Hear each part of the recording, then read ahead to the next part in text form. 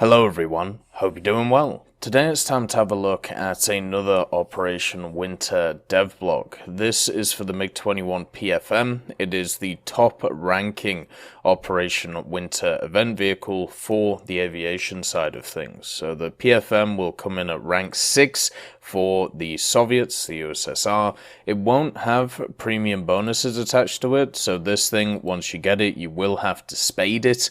You will have to be able to get, or you will have to get all the modifications and everything for it, which will be a bit of a pain, but once you've got them, you got them, I suppose.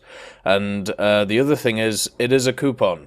So if you have the vehicle, but you don't want the vehicle, you can always sell it on the market instead, get some Gaijin coin, and then maybe buy some stuff that you want, which isn't the MiG-21 PFM.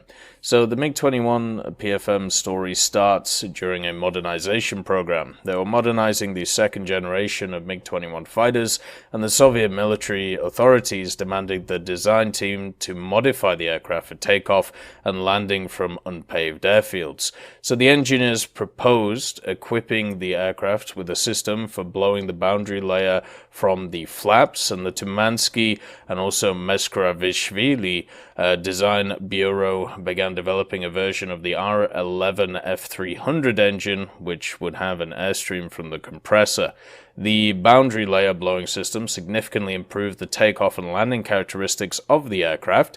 The takeoff and run lengths were then reduced, and the landing speed was drastically reduced as well. And along with other modifications and improvements, the serial modification of the MiG-21 with the boundary layer blowing system became to be the produced version, which would be named the MiG-21 PFS.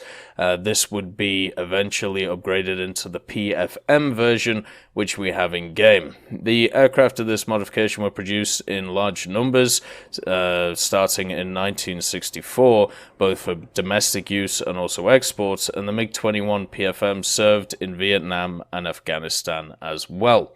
So this version of the aircraft is a further version of a MiG-21 variant we already have. The MiG-21 F-13 is a version which is currently in game. It sits itself at 9.7, and the PFM is developed from that. The offensive armament was removed from it, and after that, after they removed the guns from it, the whole idea was they thought that it lost its relevance in the modern air combat, but even though that was the case, they could equip the vehicle with a double-barrel cannon pod in the ventral container, which is what you will find on this vehicle. So therefore, the MiG-21 PFM will have this central mounted gun pod, and I believe it will be there for every single set of its armament, so you won't be able to take it off in favor of, let's say, other missiles or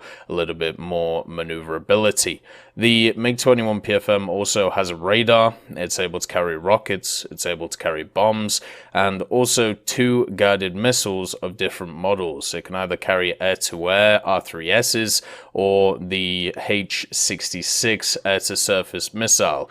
The H-66 air-to-surface missile is very, very similar to the one that we have on the Yak-38. It's actually an earlier model of it, but it should have very similar characteristics to it, so you don't have to worry about it being too different. Basically, this is a mouse-guided ATGM, so it's or AGM, I should say, and very similar to what you will find in the form of Nords and stuff like that, but instead of just being keyboard controlled, it's mouse controlled. This means that you have to basically stick the nose of the aircraft at the enemy while you fire the missile, so you have to fire at extended ranges, or you risk running into the ground, which I'm sure will happen quite a lot with this thing with a lot of the new pilots.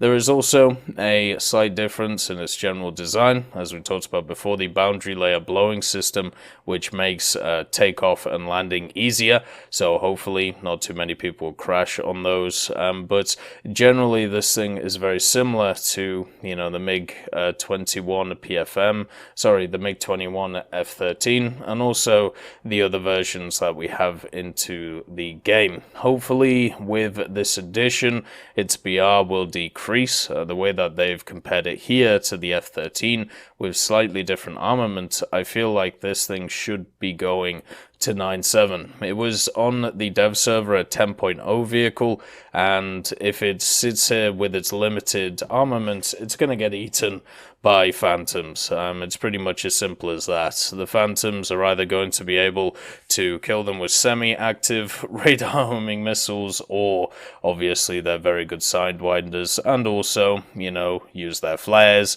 and also use their superior radar to be able to outplay these things. One of the reasons why I don't really like top-tier event vehicles like the MiG-21 PFM, just like the Macarvers before and other similar vehicles, is that it annihilates top-tier matchmaking for an extended period of time.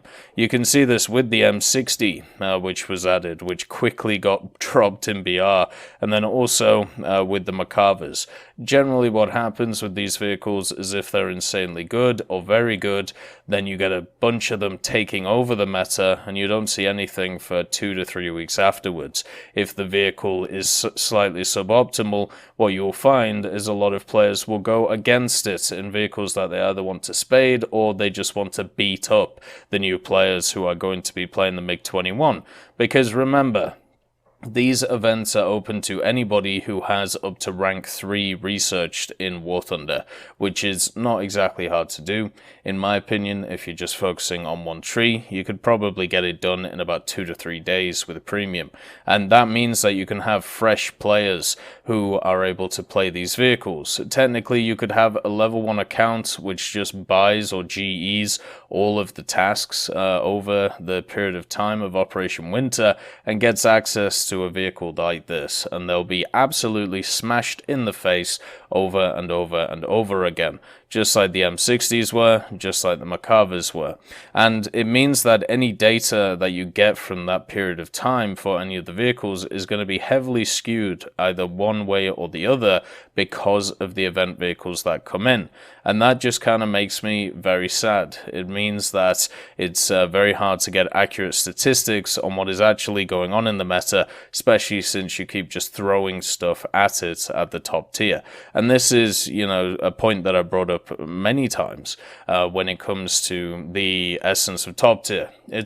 It's impossible to balance top tier for many different factors. You know, I've discussed it before in many different videos, but this machine definitely doesn't help that case. I would rather see some kind of rank 4 or 5, you know, an early jet with premium than something like this MiG-21 as an event vehicle. I think that would be much more interesting to see, and also more useful for people who are grinding, since this is not going to get any of the bonuses. If it's coming in as it is at rank 6, so the highest rank of the Soviet line, that just means that it's only going to be usable to research rank 5 and rank 6. Anything below that, you're going to get very much diminishing returns when it comes to research, and therefore it hurts the player in the long run.